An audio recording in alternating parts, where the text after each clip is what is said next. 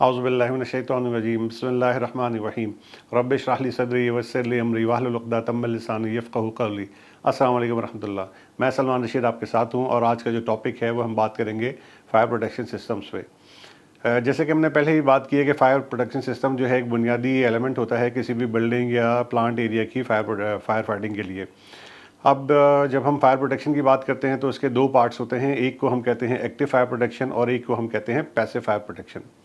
सबसे पहले बात करेंगे एक्टिव फायर प्रोटेक्शन की। तो एक्टिव फायर प्रोटेक्शन सिस्टम जैसे कि वाटर स्प्रिंकलर है, आपका डेल्यूज सिस्टम है जो कि वाइडली प्रोसेस इंडस्ट्रीज़ के अंदर यूज़ हो रहा होता है ताकि हम स्टोरेज वेसल्स को, प्रोसेस प्लांट्स को, लोडिंग इंस्टॉलेशंस को, वेयर हाउसेस को, इन तमाम एरियाज़ को हम अच्छे से प्रोटेक्ट कर सकें। और फायर प्रोटेक्शन सिस्टम जो है इसकी जो मेन इसका मकसद है वो फायर को एक्सटिंग्विश करना है, कंट्रोल करना है और प्रोवाइड एक्सपोजर प्रोटेक्शन है टू प्रिवेंट डोमिनो इफेक्ट्स। और कुछ ऐसी एप्लीकेशंस भी हैं जहां पर हम fire protection, active fire protection की मद में हम फोम पोरिंग सिस्टम को भी यूज़ कर रहे होते हैं। हाइड्रेंट्स और मॉनिटर हमारे उसके साथ इस्तेमाल हो रहे होते हैं। और कुछ स्पेशलाइज सिस्टम्स हैं जहां पर हम फिक्स गैस सिस्टम को यूज़ कर रहे होते हैं। तो ये तमाम चीज़ें जो हैं हमारी एक्टिव फायर प्रोटेक्शन के अंदर आती हैं। इसको अगर हम नेम वाइज देख लें एक दफ़ा फिर, तो हमारा डेल्यू सिस्टम है, स्प्रिंकलर सिस्टम है, फायर मॉनिटर एंड हाइड्रेंट्स है, फिक्स फोम सिस्टम है, फिक्स गैस सप्रेशन सिस्टम है। ये तमाम चीज़ें हमारी कहलाती हैं एक्टिव फायर फाइटिंग। अब आते हैं पैसिव फायर फाइटिंग की तरफ। तो पैसिव फायर फाइटिंग जो है वो प्रोवाइड करती है effective alternate to active system, for example protection against vessel failure. और ये जर्नली जो है इसके अंदर कोटिंग होती है फायर रेजिस्टेंस इंसुलेटिंग मीडिया की, और जो कि अप्लाई किया जाता है वेसल के ऊपर और स्टील सरफेसेस के ऊपर। फायर वॉल्स जो हैं वो एक और एग्जांपल हैं fire passive fire protection system की। इसी तरह से फायर डोर्स हैं, फायर इंक्लोजर्स हैं, फायर प्रूफ कोटिंग या फिर के मास्क कोटिंग है, या फिर फायर प्रोटेक्शन पेंट्स होते हैं स्पेशल टाइप के। और इसको लगाने के लिए सबसे इम्पॉर्टेंट चीज़ ये होती है कि जिस जगह पे आप लगा रहे हैं वहाँ पर हमें पैसिव फायर प्रोटेक्शन की कितनी देर की ज़रूरत है, क्योंकि जो पैसिव फायर प्रोटेक्शन है ये आपको जहाँ आग लगी होती है उससे प्रोटेक्ट करता है मिनिमम आधा घंटा और मैक्सिमम 4 घंटे तक के लिए आपके पास ये प्रोटेक्शन आ रही होती है। जो पैसिव फायर प्रोटेक्शन है इसका एक्चुअली जो काम है वो क्या है कि ये कंटेन करता है fire to the compartment of fire origin. यानी जिस जगह आग लगी हो उसको आप एक तरह से एक कंपार्टमेंट में क्लोज़ कर देते हैं और वो वहाँ से बाहर नहीं जाती है। आपने डोर्स क्लोज़ कर दिए हैं, फायर डोर्स हैं वो आपने बंद कर दिए हैं वहाँ पे, और ये स्प्रेड ऑफ फायर को भी कहना चाहिए स्लो कर रही होती है। इसी तरह से slow the heating of structural members, जो कि स्टील स्ट्रक्चर है, अगर उसके ऊपर या उसके आसपास आग लगी है और उसके ऊपर अगर हमने प्रॉपर कोटिंग दी हुई है तो वो कोटिंग जो है उसको प्रोटेक्ट कर रही होती है सर्टेन टाइम पीरियड के लिए। वो जैसे मैंने पहले बताया वो हाफ एन आवर भी हो सकता है और वो मैक्सिमम 4 आवर्स तक की प्रोटेक्शन भी हो सकती है। और ये spread of fire through intentional openings हैं, यानी कि डोर्स अगर ओपन हैं, HVAC डक्ट्स हैं, ये तमाम एरियाज़ जो हैं इसको हमें प्रॉपर्ली क्लोज करना पड़ता है। फायर डैम्पर्स को हम यूज़ करते हैं, तो इस तरह से उस आग को हम वहाँ से निकलने से रोक देते हैं और हम उसको आइसोलेट करते हैं। इसी तरह से ये फायर पैसिव फायर प्रोटेक्शन जो है ये प्रिवेंट करता है spread of fire through penetrations, examples hole in fire walls through which building system such as plumbing pipes और इलेक्ट्रिकल केबल्स पासेस, जहाँ से वो पास हो रही होती हैं। अगर वहाँ पे प्रॉपर हमने आइसोलेशन नहीं दी हुई है तो ये वहाँ से एक जगह से दूसरी जगह भी हीट प्रॉपर्ली ट्रांसफ़र हो जाएगी और आग को फैलाती चली जाएगी।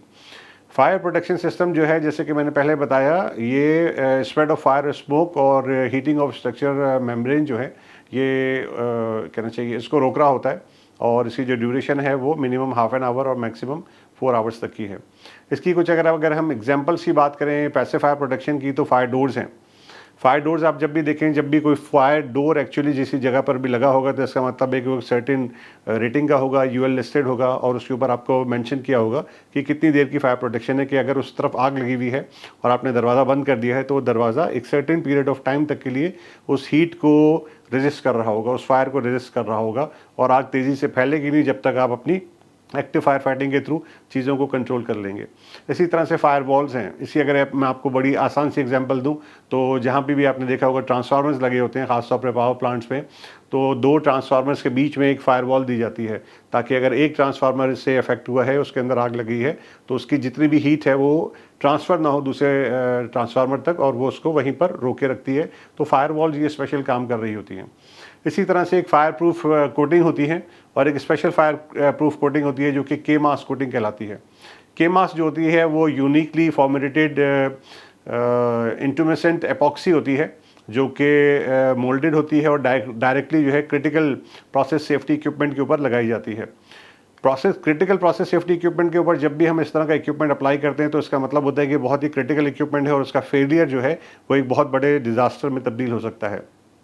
तो ये इस तरह का मटेरियल इसके ऊपर लगा दिया जाता है कि अगर आग लगती है तो एक सर्टेन टेम्परेचर तक, वो 500 डिग्री सेल्सियस है या 1000 डिग्री सेल्सियस है, उस टेम्परेचर के अंदर भी वो उस इक्विपमेंट को प्रॉपरली कहना चाहिए सिक्योर कर रहा होता है और वो आग को, इस हीट को बर्दाश्त कर रहा होता है और इक्विपमेंट हमारा मुतासर नहीं होता।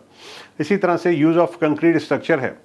इसकी मैं आपको एक एग्जांपल दूं कि फरवरी 16, 2007 में टेक्सास यूएसए में एक प्रोपेन डी एसफाल्ट यूनिट था, उसके अंदर आग लगी थी और आग लगने की वजह जो थी एक वो जेट फायर थी और जेट फायर की रेंज इतनी ज़्यादा थी कि जो आग की हिद्दत थी वो डायरेक्टली करीबी एक स्टील पाइप्स का पूरा स्ट्रक्चर था और स्ट्रक्चर की जो सपोर्ट थी वो भी मेटालिक थी।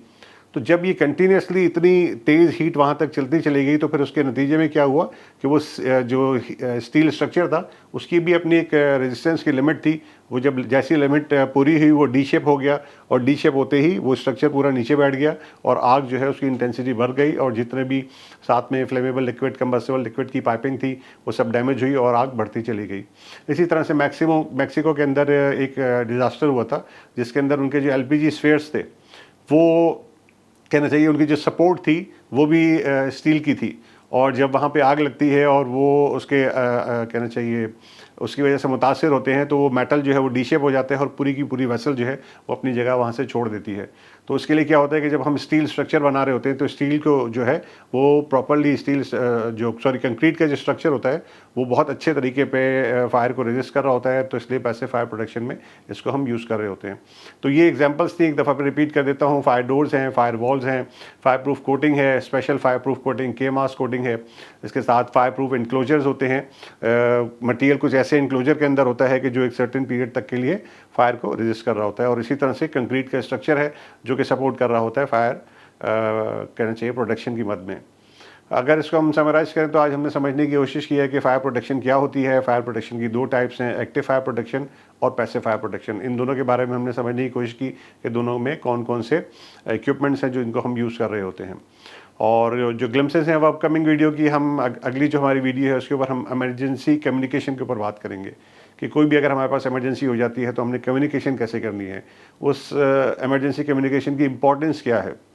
हम जब भी इमरजेंसी में कम्युनिकेट कर रहे होते हैं तो उसके डूज़ और डोंट्स क्या हैं, इसको हम अच्छे से समझने की कोशिश करेंगे अगली वीडियो में। तो अपना बहुत सारा ख्याल रखिएगा। Thank you very much. अल्लाह हाफ़िज़।